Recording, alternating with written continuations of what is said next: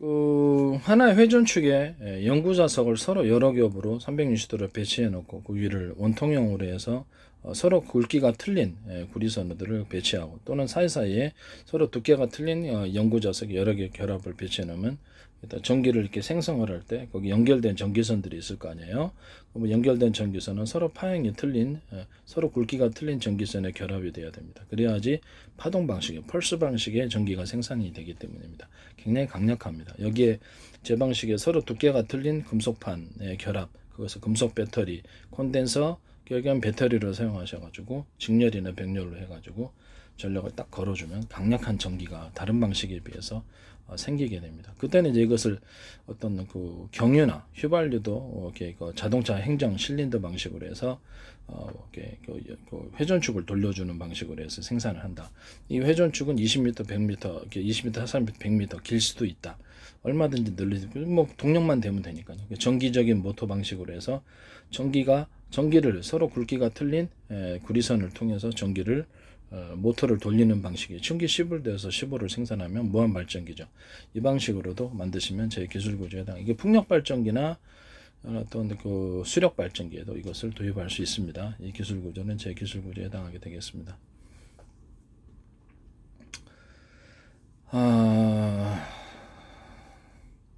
이거를 이제 소형 장치로 만들어 놓으셔도, 아주 소형으로 만들어 놓으셔도, 저부터 제가 그 YTN에서 나오는 거기서 그걸 하셨더라고요. 뭐 태양광 발전기인데 태양광 발전이었다 이거를 다셔가지고, 이제 그분은 기술교에서 설명하지 않았지만 저는 금방 알아차렸거든요.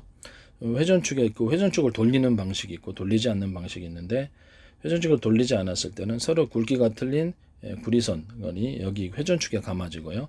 그 360도로 해서 서로 두께가 틀린 연구 자석에 여러 겹의 결합이 배치됩니다.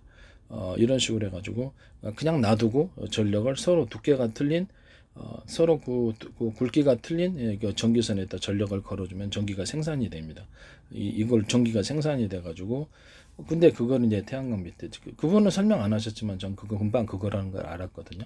2개에서 3개 배치할 수도 있고 몇 개를 배치할 수도 있고, 그럼 전기가 자동 뭐 회전하는 방식이다 그러면 태양광을 통해서 먼저 회전을 해주고, 그러면 밑에 회전축에는 서로 두께가 틀린 연구 자석이 여러 겹이 겹에 들어가 있고, 그 위를 서로 굵기가 틀린 구리선들이 배치되어 있고, 사이사이로 서로 두께가 틀린 연구 자석이 추가로 배치됩니다. 그래서 회전축을 태양광을 통해서 회전축을 돌려주고 전기가 생산되는 이런 방식을 만들 수도 있어요. 건축 로봇 같은 데는 이제 드론 로봇도 태양광을 통해서 먼저 이렇게 기초 전력을 얻고, 이런 서로 이렇게 360도로 해가지고 서로 두께가 틀린 연구 자석들의 결합을 회전시켜주고, 그 태양광으로 기초 에너지, 기초 전기를 받아가지고 그 주위를 서로 굵기가 틀린 전기선들을 수없이 배치해 놓고, 그 사이사이로 연구 자석들을 두께가 틀린 연구 자석 여러 겹을 배치해 놓으면 전력이 생산이 됩니다. 이론적으로는 드론도 1년 내내 떨을 수 있어요. 그다음에 곤충 로봇 해석에도 이런 방식이 가능하고요.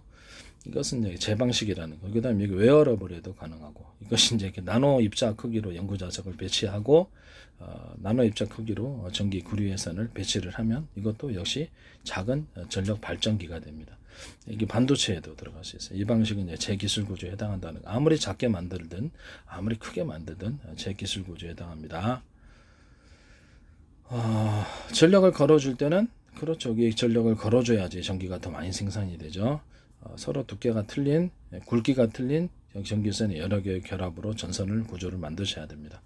그 다음에 금속 배터리 만드실 때 서로 입자 크기로 해서 대중소 이런 식으로 이렇게 해가지고 나노 크기로도 가능합니다. 이렇게 입자 연결선으로 전기선으로 일단 구조를 만들어 놓으면 제 평균 이론을 따라서 모든 만물은 평균하지 않은 원리를 따라서 전기를 걸어주면 이게 전력이 이렇게 그 안에서 전선 구조 안에서 흐르게 됩니다. 그거를 약간 금속 용량을 덮어서 판의 형태로 만들고 수십 장이나 수백 장 결합도 가능하나 열이 너무 발생하기 때문에 절연 구조를 금속판에 넣고 연결하는 그 부분만 전기를 연결해주고, 여기서 그것을 배터리 셀로 만든다고 제가 얘기를 했어요. 이 방식은 제 기술 구조에 해당합니다. 또는 액체 배터리가 또 있는데 그걸 여러 개로 만들어 갖고 전원 공급기로 만드는 거죠. 전원 공급기 안에서는 서로 굵기가 틀린 이런 구리선을 통해서 이렇게 전력을 각각 차등해서 배치할 수 있으며, 또는 로맥스 4.0이다 그러면 그걸 하나, 둘, 셋, 넷, 5개로 증폭을 시켰다가 2개로 감소시켜 이렇게 중폭과 감소 구조를 가질 수 있다. 또는 어떤 펄스 방식을 좀 더 강하게 만들기 위해서 하나, 둘, 셋, 넷, 5개 이렇게 막 2개나 3개나 5개나 했을 때 서로 굵기가 틀린 구리선들을 배치해 놓으면 보다 펄스 방식의 파장 방식의 강력한 전기가 생성된다. 이런 거 가지고 전력을 차등하게 만들 수 있다. 펄스가 가능한 전기와 펄스 방식의 전기를 공급해 줄 수도 있고, 펄스 방식에도 로맥스 4.0이다 그러면 두께가 같은 것을 배치해 가지고 했을 때 펄스가 펄스지만 정적인 펄스, 두께가 틀린 것을 배치하면 동적인 펄스, 이건 좀 강력하다.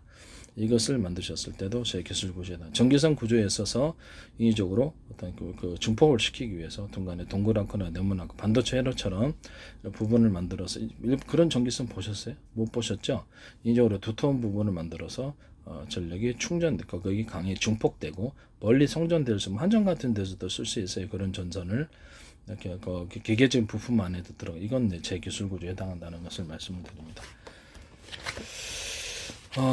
이렇게 해서 전원 공급기를 따라서 각각 차등적인 전기를 공급할 수 있고, 또는 펄스 방식의 전기를 공급할 수도 있고, 펄스 방식을 다시 정적인 펄스로 만들어 놓을 수도 있으며, 또는 정적인 펄스를 일반 그냥 전기선으로 전기선 그 하나의 전기로 만들어서 일반적인 전기로 그렇게 만들어 놓을 수도 있다. 이렇게 전기 이런 식으로 변환이 가능한 거예요. 이 방식으로 이제 이렇게 변압기 만드시면 제 기술 구조에 해당합니다. 그다음에 이런 거 말고 액체 배터리라고 해가지고 물에다가 조그만 알갱이에 알루미늄 뭐 구형이 됐든 뭐가 됐든 알갱이들을 나노 입자 크기로, 또는 큰 어떤 알갱이를 집어넣으면 거기다 전력을 걸어주면 전기가 거기에 딱 절연 구조만 만들어 놓으면 전력이 충전돼. 이런 형태의 액체 배터리를 수십 장 결합할 수도 있겠죠. 이런 거 만드셔도 제 기술 구조에 해당합니다. 그것도 이제 제가 만든 것입니다. 이거 이제 사용하시면 그렇죠. 저에게 그 기술료를 지급하시고, 이거 획기적인 것들입니다. 하나같이 눈이 뒤집힐 만한 것들이 나온 것입니다. 인류 역사의 패러다임 완전히 바꾸는 그런 기술. 저 과학기술 나가보십시오. 전 세계 제약회사 다 파산이지. 이 과학기술도 그렇죠. 기술을 도둑질하거나 전 세계에서, 아니면 도둑질 하지 않으면 사가지고 하는 데하고 사지 않은 데, 사지 않은 데는 다 파산이에요. 이제 이해가 가시죠? 전 세계에서 다 나한테 기술료를 지급해야 되는 상황인데, 우리나라 대기업들도 그렇고 어디라고도 지금 못하겠는데 많이 쓰시고 있습니다. 제 기술을 일종의 사실 도용을 통해서 도둑질인데 쓰시고 있습니다. 저는 이제 소송하지 않아요. 나중에 이제 진짜 도둑질인지 아닌지 그것은 되게 기술 사가신 분들이 소송하실 때 제 기술이 너무 뚜렷해 가지고요. 그리고 서로 연결이 돼 있어요. 기술이 서로 연결이 돼 있어 가지고 다들 통납니다. 이렇게 YTN에서 나오는 기술들을 내가 설명을, 기술 구조를 설명 안 해도 어떻게 내가 알고 얘기하겠습니까? 내 기술이니까. 내 기술이니까 그걸 얘기를 할 수 있는. 내가 뭐 그쪽에서 비밀을 어떻게 알겠습니까? 그죠?